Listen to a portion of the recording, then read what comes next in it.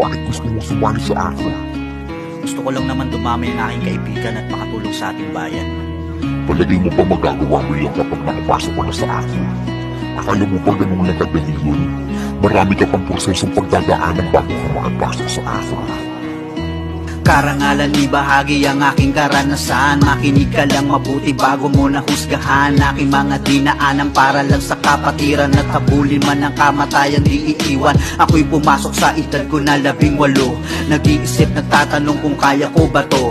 Baka hindi ko to kayanin ang laging tanong. Halo-halo na sa isip para bang naging bugtong. Alam kong hindi to madali, proseso matindi.